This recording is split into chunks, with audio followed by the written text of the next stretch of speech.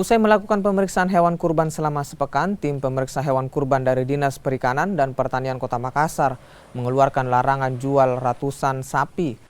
Larangan jual dikeluarkan karena ditemukan sapi yang tidak memenuhi syarat sebagai hewan kurban, seperti cacat fisik, tidak cukup umur, serta sapi betina dalam kategori produktif.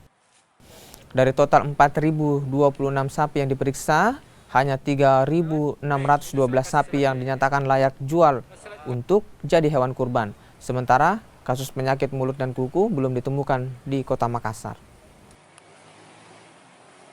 Jadi berkisar 4.000-an sudah yang kita periksa dari 8 titik. Dan dalam hal pemeriksaan itu ada juga beberapa kategori yang memang kita lihat yang tidak layak dalam hal ini, seperti ada cacat telinga, ada sapi betina yang masih produktif, ada sapi yang matanya rusak, katarak, terus ada juga yang dia ciri-ciri sakit. Kami sampaikan kepada warga untuk membeli, jangan sampai membeli pada sapi kurban yang tidak diperiksa dari dinas kami.